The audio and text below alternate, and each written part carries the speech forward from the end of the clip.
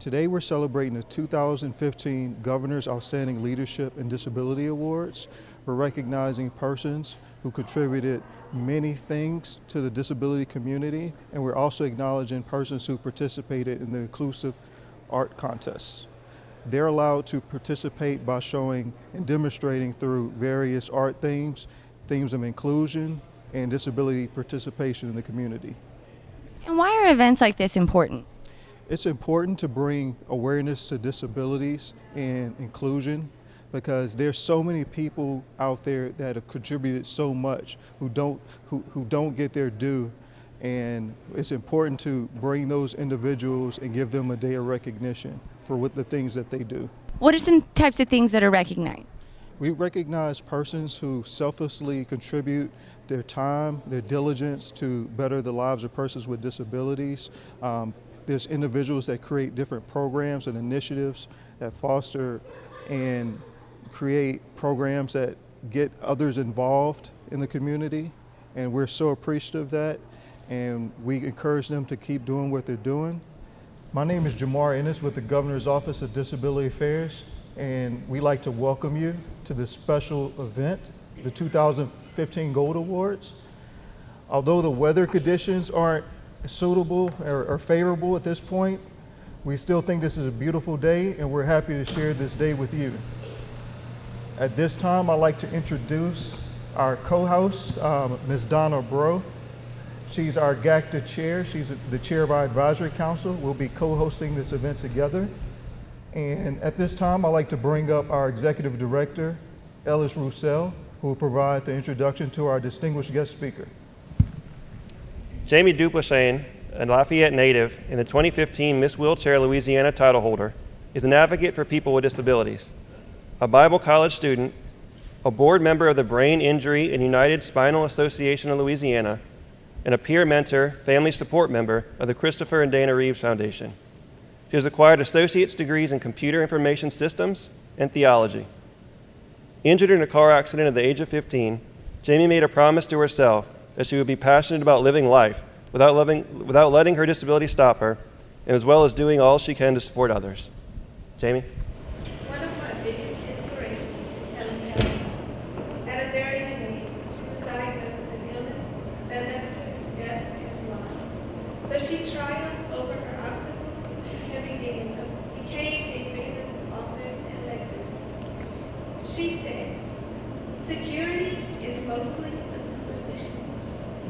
It does not exist in nature, nor do the children of men as a whole experience it. Avoiding danger is no safer in the long run than outright exposure.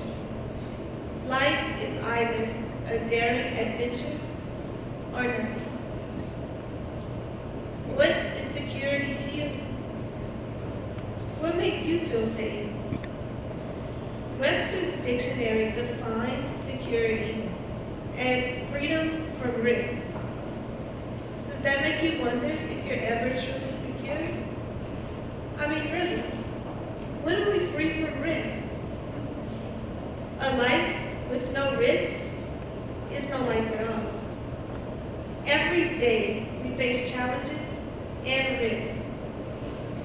We get into a vehicle and risk some sort of accident due to someone being careless, drunk, or maybe even texting. Although I know everyone here is a safe driver and has never done any of the aforementioned, right? Just rolling over in bed and opening your eyes is a risk. You could fall out of the bed or become exposed to some life-threatening bacteria or disease lurking in your body. Does this change your definition of security? Security, to me, is simply a comfort zone. You're never truly living until you're out of your comfort zone. You can never truly be successful until you step out of your comfort zone. Just as a rubber band never fulfills its purpose until it's being stretched, you will never reach your full potential or fulfill your purpose until you are being stretched.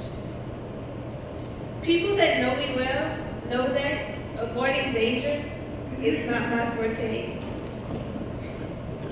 Some have said I threw my life in the line of danger at the age of 15 when I decided to lie to my parents and disobey them by hanging with friends I shouldn't have been and driving without a license. Now, don't get me wrong, risks do have consequences. I'm in a wheelchair now because of that, but I'm more alive now than I ever was before the accident. After graduating from high school, I took a risk by leaving my hometown and moving 3.5 hours away to attend Bossier Parish Community College. I knew no one at the time, but I overcame and eventually graduated with my associate's degree in computer information systems. Just this year, I bravely decided to participate in Miss Wheelchair Louisiana.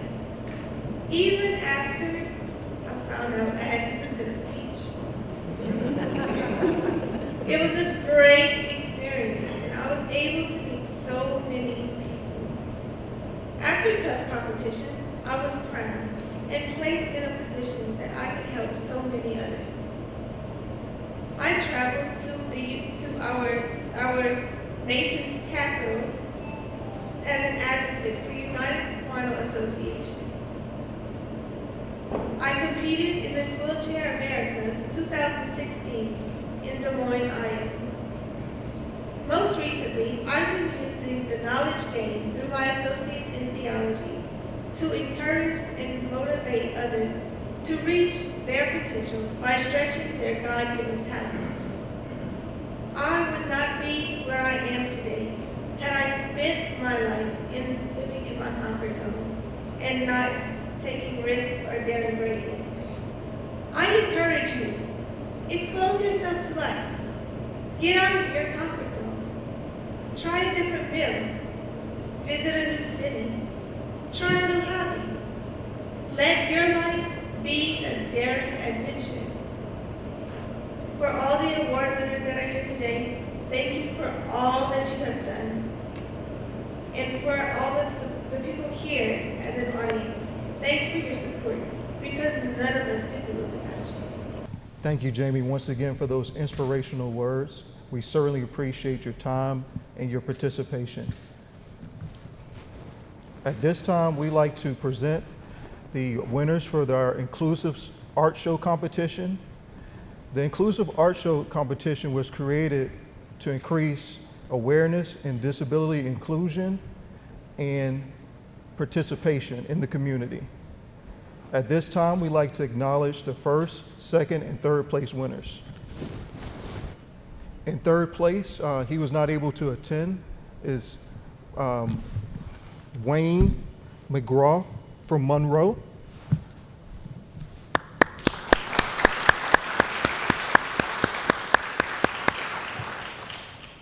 And in second place, Mr. Jeffrey Elkins. Would you kindly come up? We have something for you.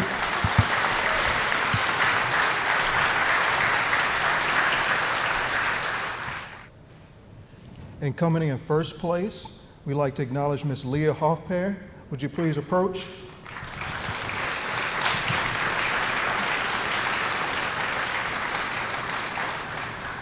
This year's art show theme was, "What does inclusion mean to me?" As you saw in the slideshow, the artwork was very expressive, and the artists had a lot of latitude to express how they felt about inclusion and what they wanted to share with the world through their artistic expressions. At this time, we'd like to begin through the Gold Awards with the first award, which would be Educator of the Year. And this time, I'd like to bring up Donna Bro to do the first introduction. Good morning. My name is Donna Bro, and I'm the chairperson of the council, and I welcome you all here. I thank you for being here. I have to tell a little story on myself. After all these years, last year was the first time that I was not able to attend this ceremony. And watching the video, the beginning of the video, and seeing pictures from last year just made me realize how big a hole that left in me. So even though you're here this year, I encourage you to continue to come back to spread the word about these awards, because everyone in this room truly makes a difference. So never forget that. Educator of the Year recognizes a person who demonstrates outstanding leadership within the field of education for persons with disabilities.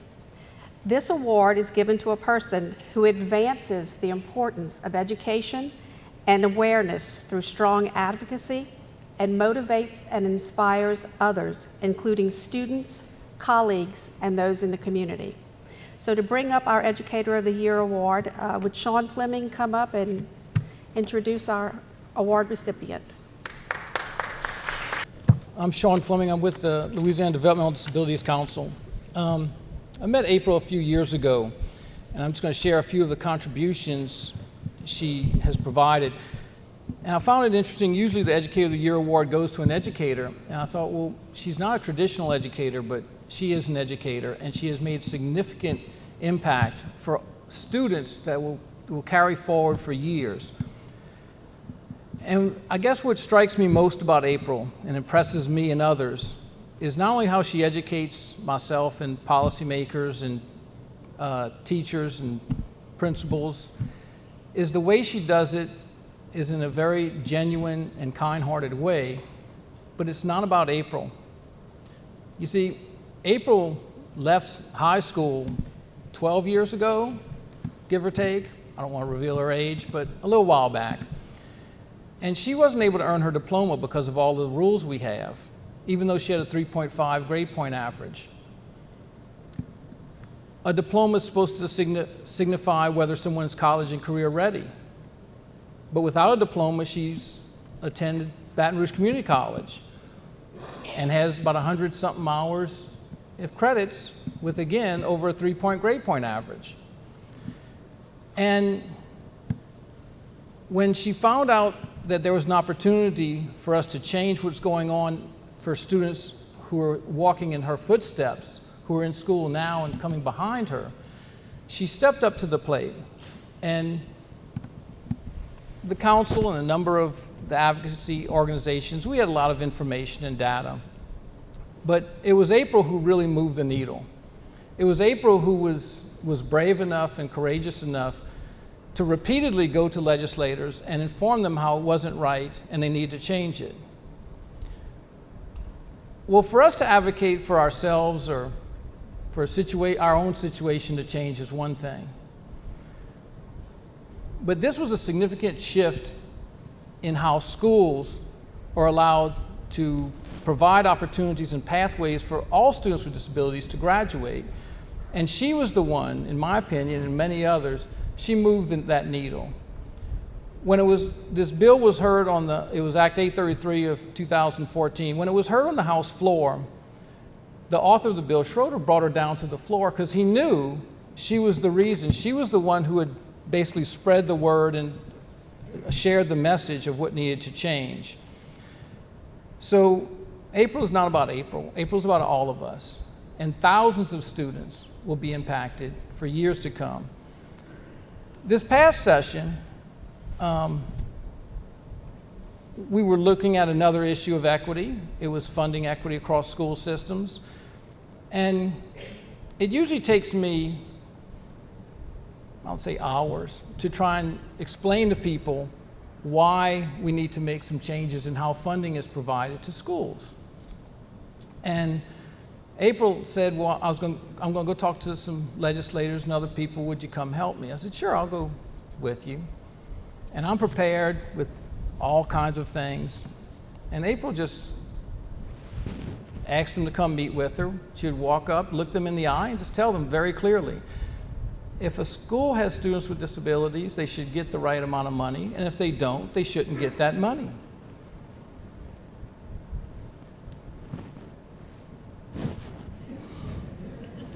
And I'm thinking, wow, okay.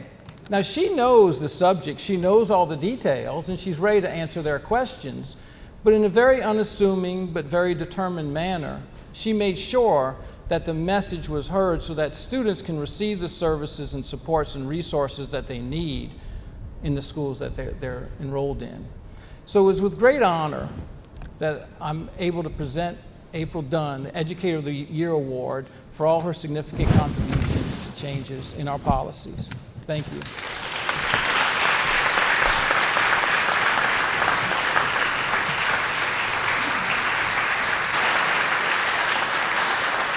The Volunteer of the Year Award recognizes a person who exhibits selflessness and a willingness to devote their time, talents, and efforts on behalf of persons with disabilities. A person who makes outstanding contributions that increase public awareness and understanding of persons with disabilities, and who has participated in many events that benefit the lives of persons with disabilities. Presenting this award, Ms. Joy Como. I've nominated the Louisiana Lions Club for the Volunteer of the Year Award because they've worked very hard with our seniors, our youth, and individuals with vision and hearing problems and other disabilities. The Lions Club helps in numerous ways, but I'll tell you about just 4 of the ways they help people. First, as you saw in the video presentation, we have the Louisiana Lions Camp. This is a nonprofit residential summer camp that's owned and operated by the Louisiana Lions League for Crippled Children, Incorporated. This is funded by the Lions Club of Louisiana. The camp is an American Camp Association accredited camp, and it's located near Leesville, Louisiana, and it has 173 acres. This camp is free for girls and boys with special needs, diabetes, and pulmonary disorders. There are 7 week-long sessions offered during the months of June and July at no cost to the students. Over 500 students attended the Lions Club camp this summer. A bus with aides comes to pick the children up to attend the camp, and then it brings the children home after the camp. And of course, this is free to the children also. In 1925, Helen Keller challenged the International Association of Lions Clubs to be the Night of the Blind in the crusade against darkness. The Louisiana Lions Eye Foundation took that challenge to heart. Since its inception in 1974, it is the financial arm of Louisiana Lions Clubs for funding their vision, hearing, and diabetic programs. For 90 years, our members have worked in projects designed to prevent blindness, to restore eyesight, and to improve eye health and eye care for thousands of people throughout Louisiana. Lions Club members volunteer to take part in many sight projects. I belong to the Lions Club in Jackson, Louisiana, and we take an active part in a project called CubSight. We take a non-intrusive screening camera into the schools and test the eyesight of all preschool children, at no charge to the school or the parents. The results of these screenings are sent to the doctors of the Louisiana Lions Eye Foundation. But as we're doing the screening, we can immediately tell which children are having problems. Jeff Robinson is a coordinator of the Louisiana Lions CubSight program, and he helps administer the screening. And when we see a child with problems, he says, "This is the one we came for." When the doctors detect a problem, the parents are notified to take the child to their family eye doctor for further evaluation. And if it becomes necessary, the Lions Club will help in providing treatment for the child. In the last school year, Louisiana Lions Club members screened 26,800 children to help fight blindness in Louisiana. Of those that were screened, 2,097 were referred to an eye doctor. Based on the follow-up information we received from these eye exams, 75% of the children referred had vision problems so severe that they may have developed amblyopia, resulting in permanent loss of vision. Because of the Lions Club members doing these screenings, these children and their families were given the opportunity to address the problems and prevent the loss of sight or restore sight that had been lost. Throughout the year, all over Louisiana, we have Lions Club members that volunteer to collect used eyeglasses. Then we bring them to a regional Lions eyeglass recycling center where they clean them, sort them by prescription strength, and package the glasses. And most of the recycled glasses are distributed to people in need in developing countries where they will have the greatest impact. These used glasses are now helping a child to read or an adult to succeed in their job. Most Lions Club chapters have Lion collection boxes. In our small chapter in Jackson, we have 6 boxes to collect eyeglasses to be recycled. Another program that the Louisiana Lions Club helps with is diabetes awareness. People with diabetes are at the risk of losing sight due to diabetic retinopathy. It is a leading cause of vision loss in adults of working age from 20 to 65 years. 74% of people who have diabetes for 10 years or more will develop some form of diabetic retinopathy. All people with diabetes, both type 1 and type 2, are at risk. And so that's why everyone with diabetes should get a comprehensive eye exam at least once a year. Many chapters of the Lions Club volunteer to lead bingo at the Louisiana War Veterans Homes. This gives the disabled veterans an activity that they can participate in. Even some of the veterans with Alzheimer's enjoy playing the game. Each and every chapter throughout Louisiana is participating in a variety of projects to help the members of their community, because the theme of the Lions Club is where there's a need, there's a lion. Thank you.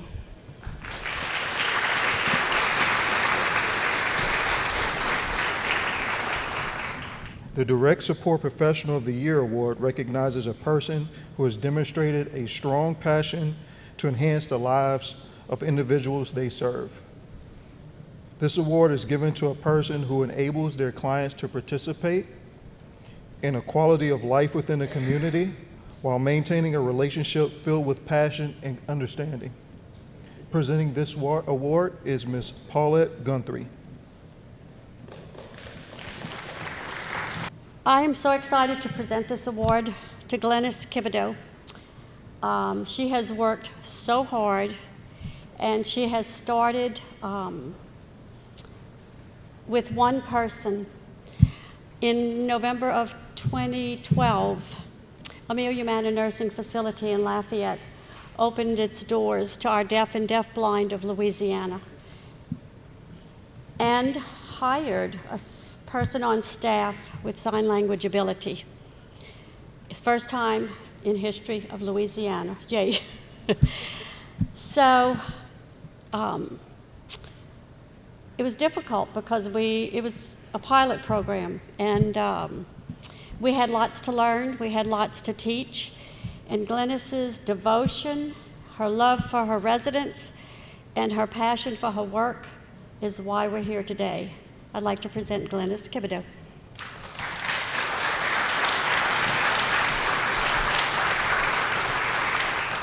My very first encounter with someone that was deaf was a little girl. I was 10 years old, and the little girl was 5. That little girl sparked a whole world, a whole new world in my life. She was deaf. Since then, I have worked at a daycare, in the school system, in the Deaf Action Center, and of course, Amelia Manor Nursing Home. These places all have one thing in common: the deaf and the deafblind. With a friend's dream, my perseverance, and the deaf's urgency for a place that will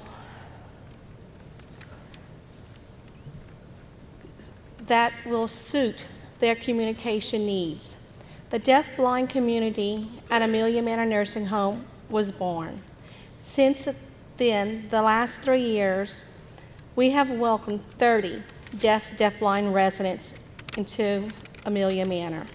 They welcomed us with open arms. Our future looks bright.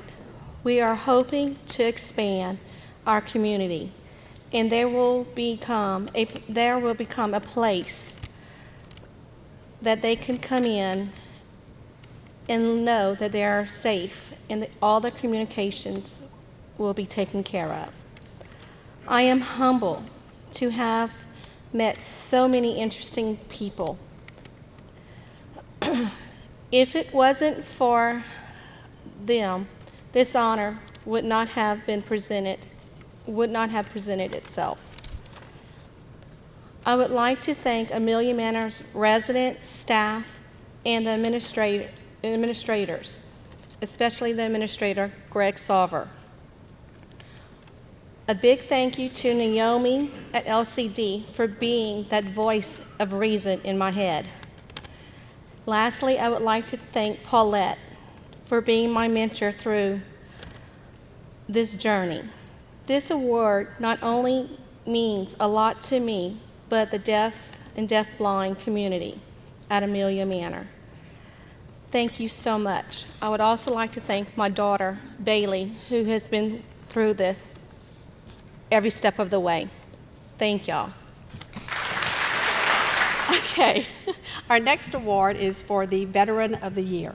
The Veteran of the Year award recognizes a disabled veteran who has served honorably in the United States Armed Services and has a record of exemplary service in the disabled community. I'd like to ask Catherine Hoover to come up to welcome our next award recipient. It's my great honor to introduce Julius Lee, a gentleman that I have been acquainted with for quite some time and who we now call Minister Julius Lee. Julius came to me many, many years ago to ask how I could help him get links into the community, that he wanted to develop recreational programs and for youth with disabilities and youth who are disadvantaged. And over the years, he has developed an incredible following. If you've never seen wheelchair basketball games, you're missing something. He is a longtime board member of Paralyzed Veterans of America.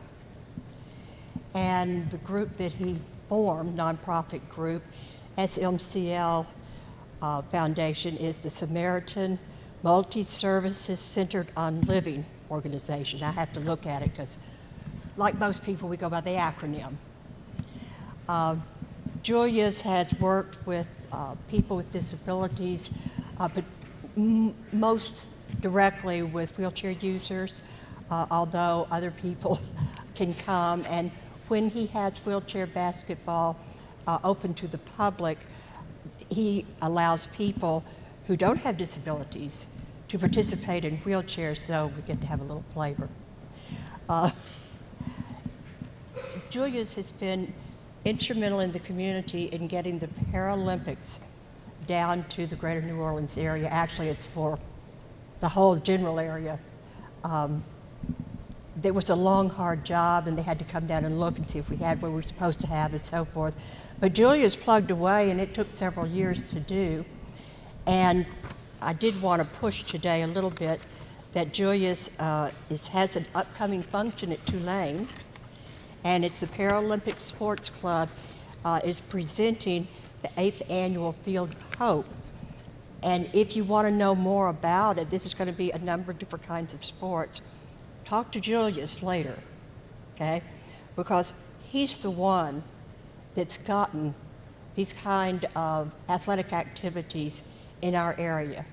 He's working now a lot with our wounded warriors and children. So I guess I could go on and on and on, but now you know about Julius, and I want you to get to know him if you have time to stay afterwards. Julius?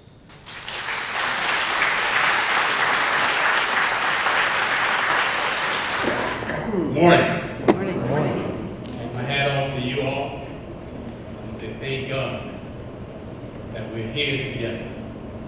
And that's my preaching voice of music. I'm not going to preach, but I'll say this too. And working with Ms. Catherine Hoover over the years, it's been wonderful. She's been very helpful to me. And she's a good person to get to know if you do not know her. But as she said, there are many things that we are involved in, and not just New Orleans, in the Southeast Louisiana region. We provide with the Paralympic Sports Club and with Paralyzed Veterans of America, we provide all type of activities for veterans, for the youth, and for any citizen with any type of disability. Whether it's recreational activities, whether it's fitness, whether it's even trying to find a way to get some training to get into a certain type of job.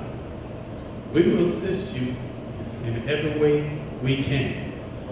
That's what I formed SMCL Foundation Associates for. to be able to help in whatever way that I can be assistance to someone with a disability or without a disability in our community. So if you get a chance to come down to New Orleans on December the 11th and 12th, you get to share the experience that we would call a Paralympic experience and adapted sports and recreation for any citizen with any disability and any citizens without a disability. Come and join in the fun. Come and learn about what we do. There are many opportunities that we're looking to make possible for many people, whether you have a disability or not.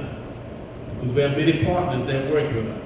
And we have one that's a big partner. You never heard of, you were here today, and you'll hear some more. There's a partnership with an organization out of New York called Five Links. They're helping us to promote what we do. And there's a lot of things that we're going to do with them. They're going to help us, and we're going to help them. You'll get to see, if you come to New Orleans, some of the good things that we're going to be doing at the Paralympic Sports Club annual, 8th annual, Feel the Hope, Adaptive Paralympic Experience. I hope you can get there, and I thank you all, and I really appreciate getting this award today. The next award is our Service Animal of the Year Award. And I have to tell a little story. Many of you know me, and for those of you that do not, I had a beautiful daughter, Kayla, with special needs, and Kayla passed away almost 8 years ago now. But during those 16 and a half years she was with us, one of the additions to our family was a little toy poodle named Butterscotch, actually Butterscotch Biscuit Bro. And Mr. Butterscotch is still with us today, and I will tell you that that dog was that child's best friend. She could slap at him, she could pull at him, and all he did was lick and nuzzle and love her. My other daughter, however, came near him and he became Cujo. So even though he wasn't a service animal, he was a great supporter, and I think that that's why this award is so important to me. He could tell when she would have a seizure, etc. So just an absolutely wonderful way to enhance our lives. So the Service Animal of the Year Award recognizes the unique bonds between animals and persons with disabilities. This award was also created to bring forth awareness of how important these bonds are for individuals with disabilities in maintaining a high quality of life. So I'd like to ask Beth Dawson to come up and introduce our next recipient. It is indeed my pleasure to present this award to man's best friend, Spike, a beautiful lab, black lab, and I'm sure you've seen him this morning. Spike is truly man's best friend, and Spike, you may not have known it or not, but he is a Marine and saved the lives of many Marines. Well, let me go back to the beginning of the story. In 2008, Jared Heine joined the Marines. To put it bluntly, he was told to volunteer to train to find explosives. He was sent to a facility to match him to a canine, and that is where the big companionship started. That is where Jared met Spike. He wasn't a puppy. Spike was now 1.5 years old. They worked together as a team for 8 months. Spike learned not just Jared's vocal commands, but hand signals. And most importantly, Spike learned how to sniff out explosives and then to signal Jared that he found them. Well, it was time to put Spike to the test and see if he could put into play what he was learning for 8 months. They were sent to Afghanistan in 2011, and they were assigned to Echo Battery, the 12th Marines. They went on 100 patrols, and Spike was always in front. They would clear the routes for the patrols every day, and Spike located many explosives while on these patrols. He saved Jared's life more than once, and he saved lives of many other Marines. One day, they were on a patrol, and 3 mines exploded. Jared was hit, and Spike ran all the way back to the camp, and when he arrived by himself, they knew something must have happened to Jared. They found Jared, and he had suffered a brain injury, and that ended his career with the Marines. They sent Jared home to St. Francisville, Louisiana, and he had to leave Spike in Afghanistan. When Jared was hospitalized for 2 months in Hawaii, he was assured that Spike would be given to him after the dog's military service ended. The necessary paperwork was filled out and submitted, but it didn't happen. Excuse me, this is sort of emotional. This causes some depression to creep into Jared's life. Spike didn't stay in Afghanistan long. They sent him to the state capitol in Richmond, Virginia. Spike now had a new career and a new handler, Laurie Holmes. His job now was providing security for the Capitol Square. Spike provided this security for almost 2 years. Now, back home in St. Francisville, Corporal Heine faced several struggles after being wounded. The result of this ordeal caused PTSD and hearing loss. Do you have any idea what his biggest struggle was? It was missing his best friend, his buddy whom he had trained, worked, and even slept with. He missed his partner and buddy, Spike, the beautiful black Labrador Retriever. Now, Jared's mother, Mary, enters the picture. Now, this is a lady that means a lot to me, and I think she's one that deserves an award for what she did. But she observes that any time Jared would talk about Spike, his attitude, his mood, and his spirit was lifted. And he talked about Spike very often. She knew in her heart that if she had a mission to fulfill for her son, and that was to find Spike. Mary got busy on social media and actually found the dog working at the state capitol in Richmond, Virginia. She contacted Colonel Steve Pike, chief of the Capitol Police, and told her about the mission to get Jared and Spike together again. He didn't agree. He said to bring Jared to Richmond. He wanted to see how the two of them reacted to each other, and after being separated for a couple of years, he just wanted to see if they still had that connection. Colonel Pike said that after spending time with Jared and Spike and knowing that they served our country together and went through quite a bit in Afghanistan, that he was going to retire Spike and return him to Heine. A big ceremony was planned on the Capitol steps, and with many tears in his eyes, Police Officer Laurie Holmes handed her beloved dog, Spike, over to Jared, but Laurie made him promise to take care of Spike. Of course, Jared agreed. I might add that Miss Holmes has gotten much attached to Spike and loved him a great deal. Colonel Pike said, I honestly believe Spike has one more mission to fulfill, and that was to be with his former Marine K-9 partner. He served so proudly and honorably with the United States Marine Corps. Jared said, it's like I'm back together, a whole person. Yes, I've already stated, Spike is truly man's best friend, and that is Jared Heine. May I present the two of them?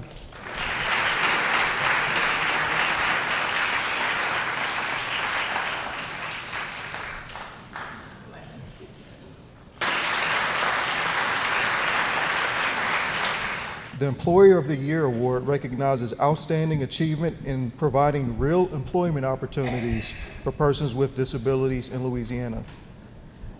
I'd like to introduce Kyle Saunier as the presenter. Well, good morning.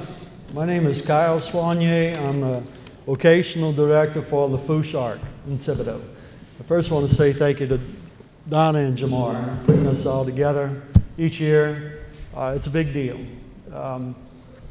For the 10 award recipients here, they don't expect any recognition, I'm guessing, but you see a lot of good things happening across the state, wonderful things from wonderful people, and 10 recipients here today, you just rise to the top of the list, and it deserves to be recognized. On Saturday, we'll pick a new governor, and you need to tell them that this should continue. I'm here to make the presentation to the Employer of the Year from my hometown, Thibodaux. 1960, Mr. Anthony Rouse Sr. opened his first store in the city of Houma. A total of 4 employees, and he was one of them. They worked the whole store. In the mid-1970s, he opened a second store in Thibodaux, where he, his children, and other employees worked to build what would become an impressive chain of grocery markets. Today, there are 44 stores across the Gulf South, from Lafayette to Gulf Shores, Alabama, and everywhere in between. You will find them in the rural landscapes of South Louisiana, the central business district of New Orleans, even in the heart of the French Quarter. The corporation has won numerous awards through these years that were all well-deserved. One acknowledgement that had not been noted was their appreciation for persons with disabilities in the workforce. There are approximately 50 employees with disabilities working for Rouse's Enterprises, an average of one for each store. Some of them may not have anyone at this time. Others have as many as 3. The jobs they perform are mostly that of service clerk. It entails bagging groceries, retrieving buggies from the parking lots. Even at the corporate headquarters, there is a person with a disability who operates the coin counting machines. The hours per week vary to meet the specific location's needs. However, all are paid minimum wage or better. One of the employees, whom is a person with disabilities, has worked for the corporation for 35 years and counting. Sometimes the connection has come from job readiness programs. Other times it has been the individual themselves whom has gone into the store and asked for a job, asked for an application. And speaking to a member of the corporate office and one of the store managers, the sentiment was the same when I asked about the experience of employing people with disabilities. They are dependable people, always eager to get the job done without hesitation or complaint. The store manager told me his service clerk is so personable with the customers that he wishes some of his non-disabled team members could follow this young man's lead. He added that some customers ask for the young man by name and seem disappointed when told he's not scheduled to work that day. After 55 years, this is still a family-owned and operated business. The corporation has a motto of being proud to be local. While they know the value of supporting the local fishermen, ranchers, farmers, they also know the value of supporting the entire community's citizenry, including persons with disabilities, by offering meaningful work opportunities to everyone. Rouse's Enterprises, please come on up.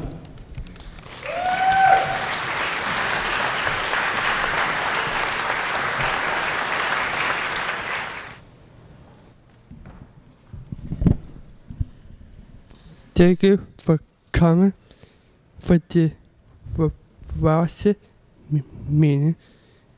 And my name is God today, and my family is here. My mama Tammy, and my husband Brian, and me, and my today family are here. And thank you for coming. Amen.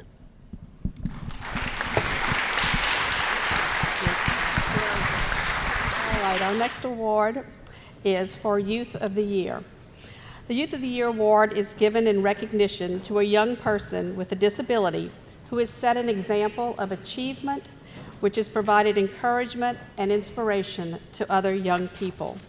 To present this award, I'd like to call up Sherry Moore. I can't come up here alone. Janie has to come. Janie Gerard is one of the most inspirational young people that I've met in my life. Her love for life is infectious to everyone around her. She was raised in a family that exposed her to different opportunities that has made her the exuberant person that she is today. When she was diagnosed with Down syndrome at birth, her parents made the conscious decision not to treat her any differently, and she continues to flourish in her life. She always has a positive outlook on her life, and her enthusiasm is contagious. She is who she is and believes in living her own life as is. She influences people around her who see that she doesn't let anything hold her back from accomplishing all of her dreams. Any opportunity she has to do something, she does with a smile on her face. I see her accomplish great things and overcome adversity in her life, and she still has one of the most optimistic outlooks on life and will bring you joy and provide you with encouragement when you least expect it. She is achieving goals, meeting challenges, fulfilling her dreams, and ultimately living a very blessed life. Janie is an overachiever. She is involved in many activities in her school and community. She is an 18-year-old student at St. Thomas More High School in Lafayette in the Options Program. She participates in the community-based training where she worked at various businesses throughout high school, learning various skills. She's also involved in extracurricular activities. She is a cheerleader and participates in campus ministry. She's a member of the STM softball team where she's inspired her other teammates in the community to embrace Janie's inning. She gets an at-bat where she gets a hit, circles the bases, scores the winning run, and is celebrated as the hero. It makes her feel accepted and in turn makes everyone involved feel good. Her story was so significant in 2014 that Full Count Softball website posted various articles on Janie's inning, and her story was ranked the #2 of the year. Janie's excitement and passion has been an inspiration for her team as well as her community. Her mother, my friend Loretta Gerard, was diagnosed with breast cancer and unfortunately passed away in April 2015. Loretta was an example of grace, humility, and loyalty, and Janie exemplifies those qualities. Janie's positive attitude toward this tumultuous time in her life was one of the ways that pulled her family together and was instrumental in the way her entire family and friends dealt with this tragedy. As Father Gary, the priest at Loretta's funeral, said, we all need to do good things for others and to honor Loretta, and Janie continues to do this many times over and continues to inspire her family and others to carry on. Janie also participated in Lafayette Challenger Little League and went to the World Series in Pennsylvania. She is an avid Special Olympics participant in Lafayette Parish. She's a lover of anything UL Lafayette. I have watched her cheer on her beloved Cajuns on Saturday night at Cajun Field with such joy. Janie motivates and inspires others and positively influences other students, teachers, and those in the community. When you spend any time around Janie, you feel that you are the most important person in the world. Of all the challenges in her life, she has overcome them with poise and grace of someone beyond her years. She wears her heart on her sleeve, and if we had more Janies in the world, it may be a better world to live in. Getting to meet her was an honor many years ago, and getting to know her has been a blessing in my life. She is considered a cornerstone of inspiration in this community and has impacted and influenced the lives of many. So with that, I'll present Janie Gerard. Hey guys, my name is Janie Gerard. I'm his friends. There's the day prize at Kutchback. She had a 143 in the bottom of the back best friend ever had. Actually injury. The best friend ever had. Love family. All the family. I love prize. I love for Kutchback. And Natalie. And Jesse Gerard, I love it, Baba Beck, and has love y'all. My sister, Natalie Gerard, my sis, she did 14 years old. She best friend had.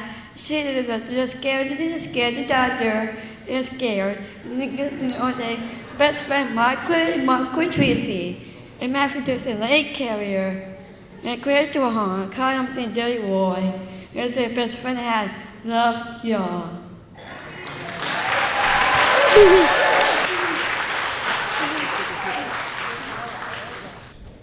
Patsy Baird was a disabled human rights activist.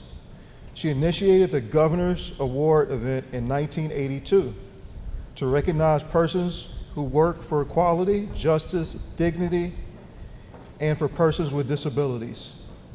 Ms. Baird was also involved in policy development at the national level. She worked with leaders who formulated the ADA, the Americans with Disabilities Act, into federal law. The Patsy Baird Memorial Award recognizes a woman with a disability who epitomizes what Ms. Baird stood for through her leadership and achievements as a disability advocate. I think it's fitting in this 10th anniversary year of Hurricanes Katrina and Rita for the Governor's Office of Disability Affairs to recognize one of Louisiana's foremost leaders in the field of emergency preparedness and management for people with disabilities and access and functional needs. Ms. Jamie Landry Karam is a nationally recognized leader in both assistive technology, or AT, reutilization, and in emergency preparedness and management for people with disabilities. She is the Device Reutilization and Emergency Preparedness Program Director at LATAN, the Louisiana Assistive Technology Access Network. Jamie's leadership in emergency preparedness means that countless people with disabilities whom she will never meet have been and will be better understood and accommodated in the event of disasters. She is a founding member of the Emergency Management, Disability, and Aging Coalition, which was recognized in 2013 with the National Service Award from the Ready Communities Partnership. In 2009, Jamie managed the production of the Preparedness It's Your Turn DVD, an excellent resource on emergency preparedness for people with disabilities and their caregivers and family members. Prior to joining Latan as a program director in 2005, Jamie chaired the statewide Independent Living Council and the Latan Advisory Council. Jamie has been at the forefront of Louisiana's emergency planning efforts as a subject matter expert in the area of assistive technology. She has developed and delivered training to build a cadre of personal care attendants that may be utilized in disaster shelters across the state to assist those who may need help. Jamie has worked in the state emergency operations centers for many disaster responses and was a member of the Hurricane Isaac Acts Emergency Preparedness Arena, providing training, models for memoranda of understanding, and preparedness materials for people with disabilities, especially for AT users, and is sought after for conferences, webinars, and other training activities by emergency management agencies on the local, state, and national levels. She has a wealth of knowledge and is a strong advocate for accessibility for all. I'd like to share some of how her friends and colleagues describe her. Her soft-spoken demeanor belies a forceful advocacy for justice and equality for people with disabilities. She is like a sponge for new knowledge so that she can help someone else. Generous, strong, her quiet charm, her radiant smile, her amazing intellect and encyclopedic knowledge of assistive technology and disability laws. She is a respected, wonderful leader, knowledgeable and concerned, a great educator, advocate, and diplomat. Her advocacy and expertise is invaluable to the state of Louisiana. Literally thousands of people have benefited from her gentle ways. Personally, I've known Jamie for 15 years, and I've had the privilege of working in the same office with her for almost 7 years. Jamie's passion for the ability of AT to enable independence is what fuels her work, and her genuine love of service and working with people is what makes her so good at it. When I joined Latan at the end of 2008, the emergency equipment distribution program born after Hurricanes Katrina and Rita was well established, and Gustav and Ike had recently caused the program to be reactivated.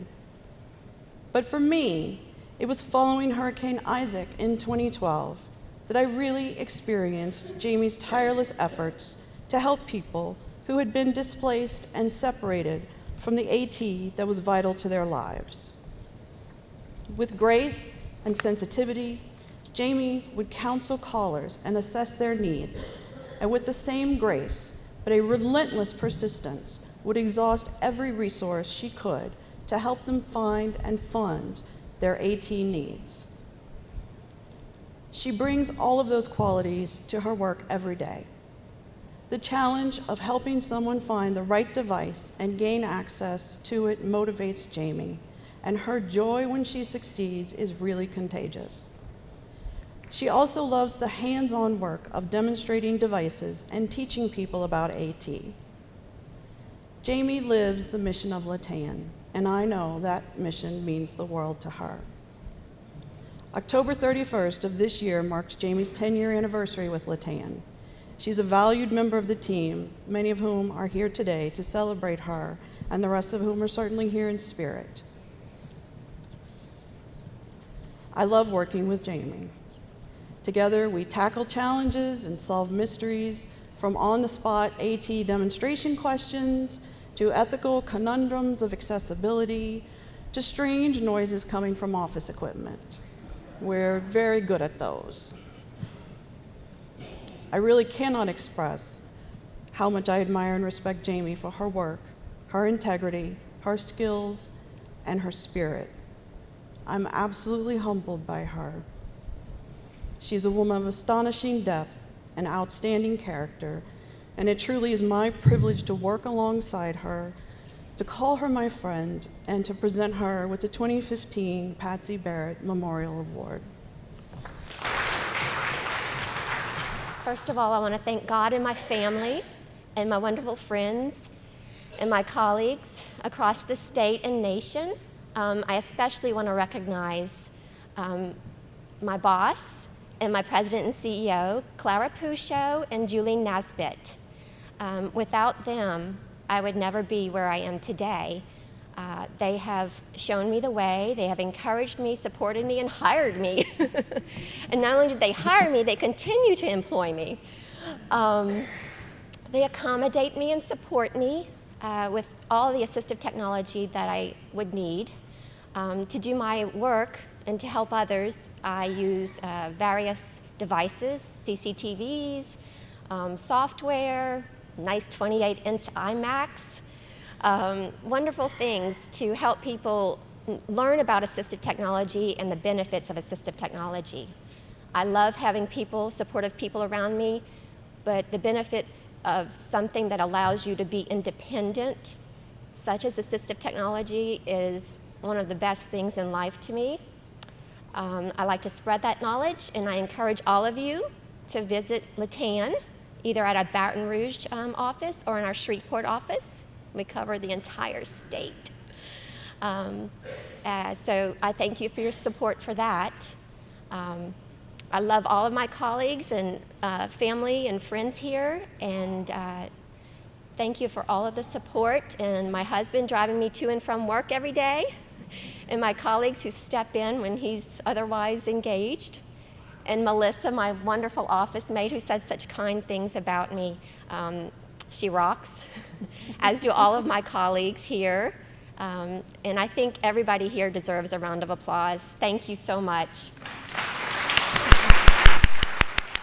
This award is given to a man with a disability who follows in Mr. Vince's footsteps as an advocate for persons with disabilities.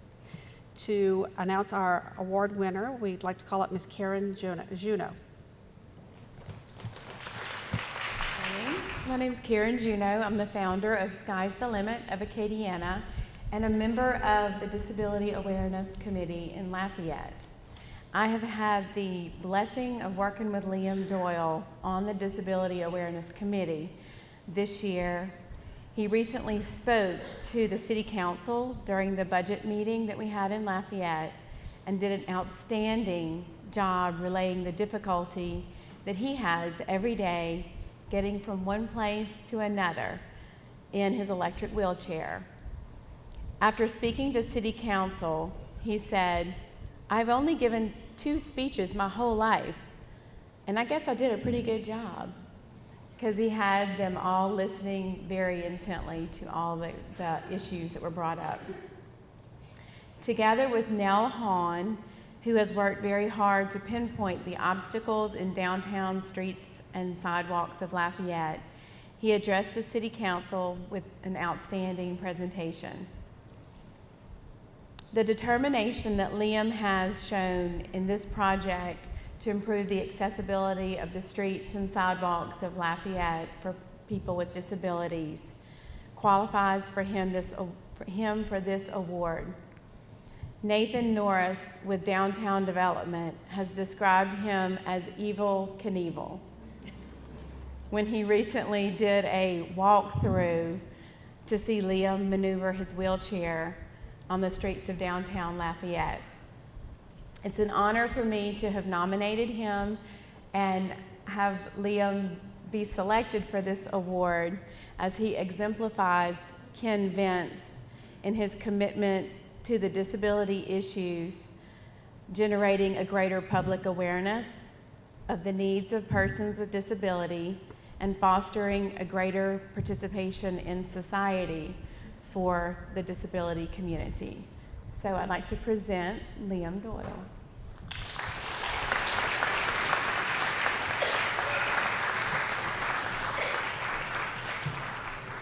First and foremost, I'd like to thank the Governor's Office for Disability Affairs for this award. It is truly a very high honor.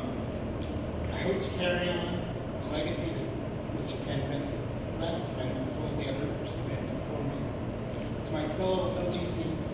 Disability Awareness Committee members. I share this support with you. I wouldn't be here without your support.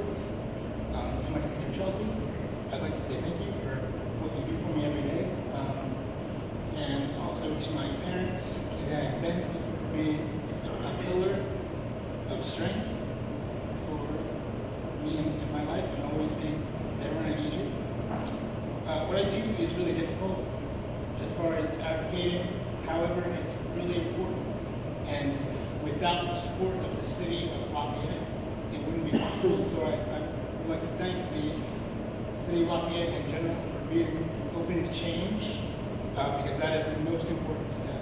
I would encourage anyone having issues, become a voice and say that this is something that we need to get done, so go out there and get it done. The Distinguished Merit Award is given in public recognition of extraordinary service by an individual, organization, or firm working in the disability field that has presented opportunities in Louisiana for persons with disabilities to utilize their capabilities in achieving their full potential and participation in society. Presenting this award is Jeff Rowe. I'm here, my name is Jeff Rowe. I'm here on behalf of the Mayor's Council of New Orleans with Citizens for Advisory Council for Citizens with Disability, along with Catherine Hoover, Paige McCraney, Crystal Smith, and Julius Lee. I have the honor of presenting this award for Charles Toubre. A lot of you know him. Mr. Toubre, we called him. Charlie had a paralyzing injury at the age of 14 in a swimming accident. Doctors said he would not live past another year. He died last December at the age of 73. Charlie graduated from UNO with a degree in sociology in 1979. He then decided that New Orleans needed a center for independent living. So Charlie wrote a grant to the U.S. Rehabilitation Services Administration requesting funds. That request was funded, and Charlie became the first president of the board of directors. Soon after that, Charlie began working on the Personal Care Attendant Program, now known as the State Personal Assistance Services. In the mid-1980s, Charlie met with legislators and policymakers to begin discussions about the Personal Care Attendant Program needs for people with disabilities. Charlie finally got legislation passed in 1987 to create the program, and it was finally funded in 1988. In 1993, Charlie was the plaintiff in a suit filed by the Advocacy Center. The suit was filed against the RTA, the Regional Transit Authority in New Orleans, on the grounds that they were violating the ADA by not providing accessible public transportation in the city of New Orleans. This changed things in New Orleans. They did a consent agreement, and under that, Charlie monitored RTA's compliance with the provisions of the agreement. Charlie ensured that mobility-challenged people who relied on RTA services could get where they needed to go. Charlie also worked with the Vieux Carré Commission to secure wheelchair accessibility to the French Quarter sidewalks. He helped develop standards for accessible entrances on streetcars, and most recently in getting the first accessible taxi cab in the city of New Orleans. We still have one. Charlie worked with the Regional Planning Commission to develop an accessible travel corridor in the Central Business District, allowing residents and visitors who use mobility devices to travel from Canal Street to such attractions as the National World War II Museum, the Morial Convention Center, the Ogden Museum of Art, and the Contemporary Arts Center. He also worked with the Aquarium of Americas and the New Orleans Museum of Art to ensure access for individuals with disabilities. Charlie also helped to ensure accessible voting booths and was active in helping individuals with disabilities acquire Section 8 housing vouchers. Charlie was an unwavering lobbyist for people with disabilities. We would often meet with legislators at the Capitol, and he was well respected for his sage advice and tenacity. Policymakers would seek him out for his knowledge and ability to bring people together for the goal of helping those people with disabilities. He loved local music and local food, Jazz Fest and Mardi Gras. Charlie was a wordsmith, eloquent in speech and thought. He was an artist and an avid birdwatcher. He was a smart dresser from his chapeau to his bow ties, always on point.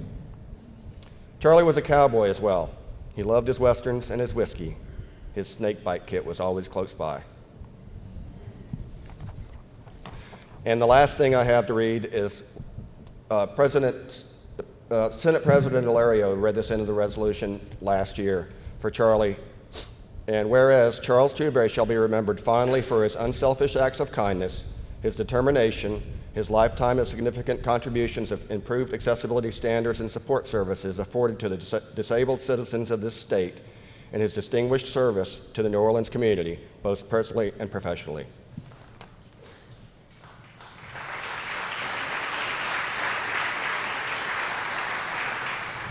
At this time, I'd like to present a special token of appreciation to our guest speaker, Ms. Jamie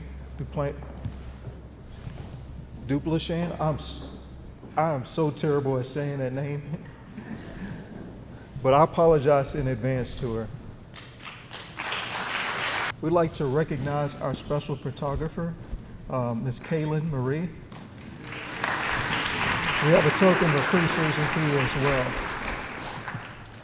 And last but certainly not least, we'd like to recognize our leader, Ms. Donna Bro. She's chair of our GACTA Council. She's my personal friend and mentor since I've been here, so she's been very instrumental to what I do here. And without her, I wouldn't be able to do the things that I do. So Ms. Donna, would you please come accept this token?